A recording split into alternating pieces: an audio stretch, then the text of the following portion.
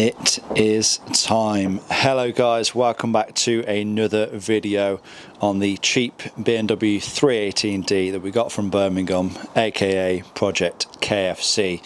So what are we doing today then? We're going to be doing the first modification to this car, which is something that I pretty much recommend you do to any diesel, and that is to completely remove the EGR system. So massive thanks to Darkside Developments.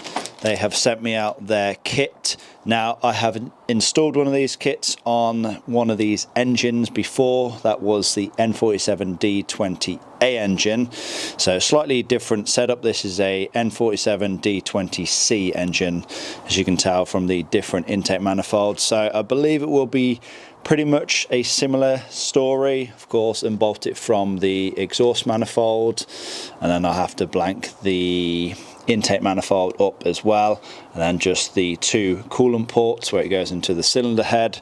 So yeah, should be pretty straightforward, nothing that I haven't done before.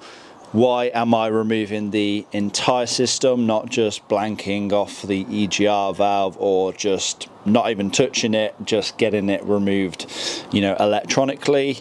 Basically, I'm doing it to eliminate a potential failure point. So the EGR coolers, they are known to leak coolant. They're also known to crack down here as well and leak exhaust gases. And not only that, with all this removed out of the way, it saves so much space in the engine bay. It allows you to access your water pump, thermostat and your drive belt a hell of a lot easier. So with all this out of the way, it saves a lot of room, saves a little bit of weight, and it just makes working in the engine bay a hell of a lot easier. Now, if you do want to do this job yourself and you have one of these engines, I will leave the link down in the description box below so you can pick up one of these kits. But without further ado, let's just get into things. So as you've probably noticed, the engine bay is looking a bit bare. I've just removed the main engine cover and then the front air intake section here. It's the engine cover. This is the front air intake. This is just held in by 3 screws, Torx 20 screws. Just remove them. As you can see, we have a whole lot more room to work in now. Next thing I'm going to do is remove the air box. Don't strictly have to remove this, but I am going to give it a good clean out, and I have a new filter to go in as well, so I may as well do it at the same time.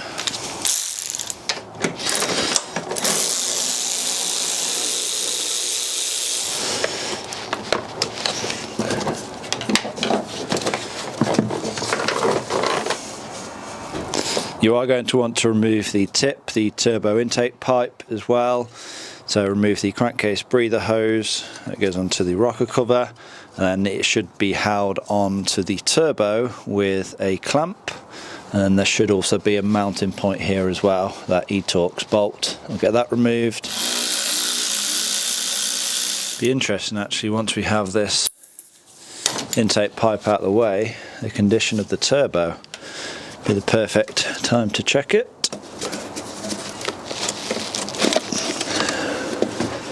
There we are. That's the intake pipe removed. And while we're here, let's have a good gander into the turbo. No, there's no playing that at all. Seems to turn freely. No, there's no up and down play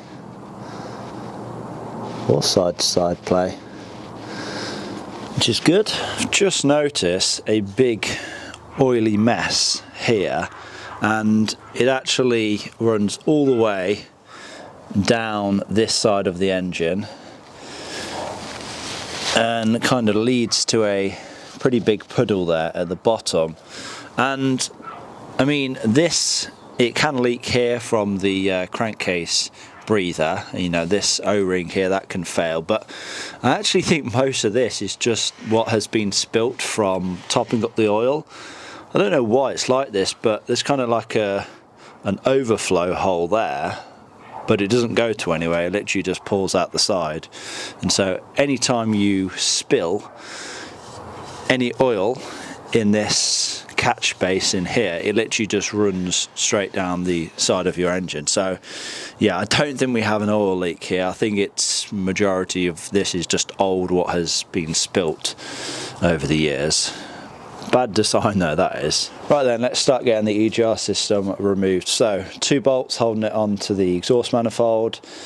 They are T45, or they take a T45 socket.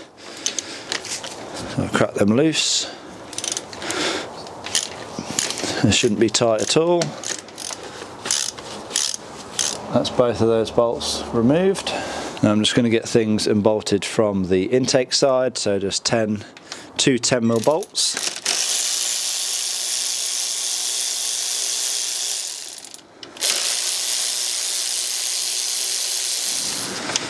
Don't think these remove fully. That should be now free from there. Now we can get all of the wiring out of the way and any vacuum hoses. So I can probably just lift up this vacuum controller here. There we are, that is detached now. Should probably disconnect the EGR valve itself. I believe, we may have one vacuum hose to disconnect. Saying that, it can probably come off this end because I believe we have a cap for this. And with this vacuum hose now disconnected, I should be able to just unbolt the EGR cooler now. So it looks like 1 bolt there, 1 bolt there, and then another bolt there. Looks like 3 Allen bolts.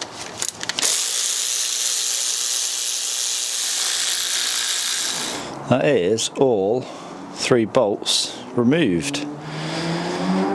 Those 3 Allen bolts. Now in theory there should be nothing holding this whole lot in place. Yeah, I can already see it's quite loose. So get something to catch the water / coolant, because it is going to start leaking quite a lot from the cylinder head in those 2 places.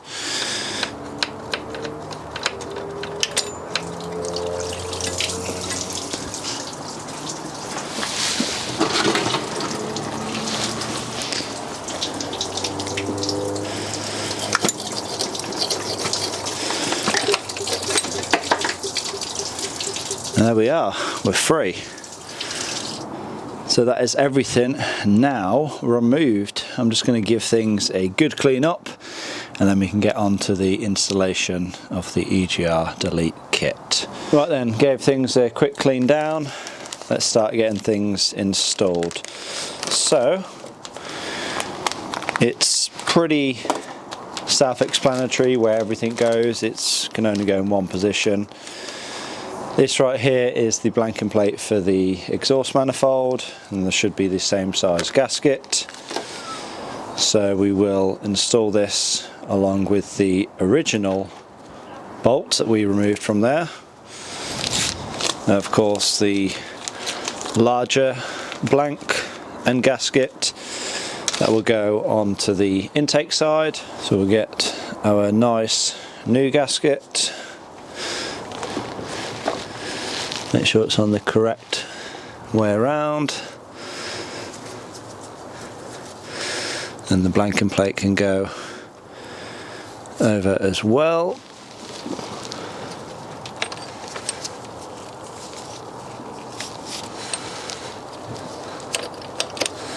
Like that, yeah.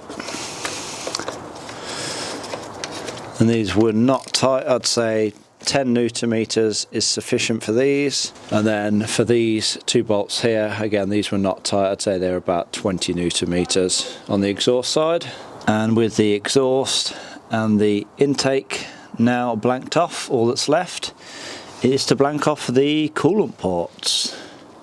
I believe we are going to have to remove 1 bolt there from the thermostat housing because that gets replaced, and then this blank goes into that place there. I have just removed that bolt out of the thermostat housing because this one will take its place. It's a longer bolt, and it has this spacer there as well.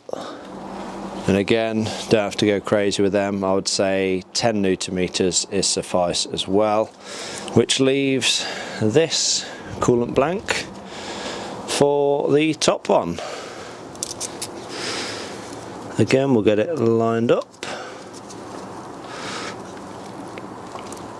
This one's pushed in nicely. Get our new bolt lined up with the factory bolt hole as well, and we can tighten that one down also. And again, no need to go crazy on the torque. And of course, can't forget that blanking plug for the vacuum line as well. And with everything now properly installed,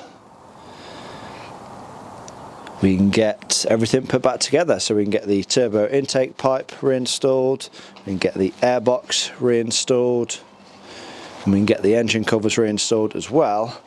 And then we can get this engine fired up and see if we have any problems. Let's just say it's a good job I'm cleaning the airbox out as well. Like a bloody bird's nest in here. Now check the date on the filter as well. 2012. Not good.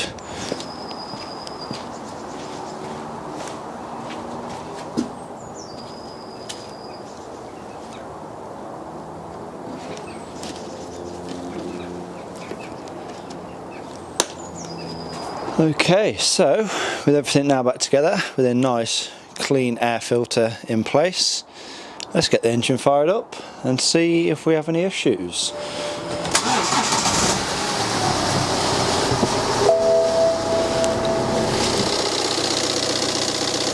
Of course, main thing I'm checking for first is any leaks, so coolant leaks. Any exhaust leaks. Now there's a little bit of smoke coming from the exhaust manifold, but I'm fairly sure that's just the oil that I've washed down onto it just burning off.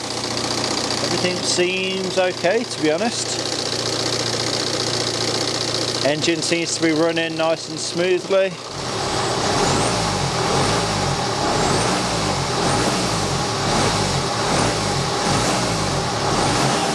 Engine seems to rev a bit more freely. I have noticed that in the past, to be honest. The throttle response does seem a bit better once you have the EGR removed. Turbo seems to spool quicker.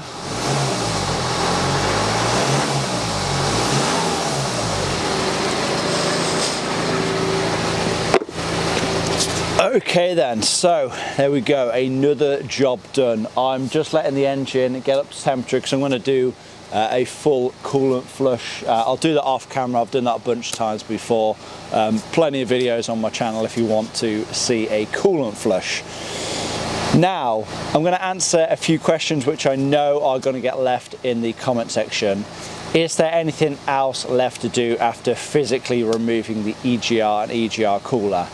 To answer that, yes, you will need to get a remap unless you want an engine management light on. It's not on at the moment, but I'm expecting after around 20 miles or so, that's typically when the engine management light decides to come on. So yes, you are going to have to get a remap so that you no longer have this engine management light illuminated. Should you remove your DPF after removing your EGR valve? In my opinion, if you have a DPF and you've removed your EGR valve, it makes sense to remove the DPF as well. It's another emission control device that's only going to fail along with the EGR valve.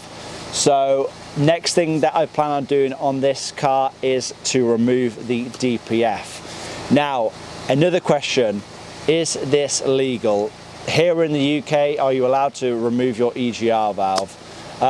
If it's going on the road, no, you're not. luckily for me, this is an off-road vehicle. I have one that looks pretty similar to this. It has the exact same reg and all the rest of it. That is the one that I do take on the road. This one is strictly an off-road project.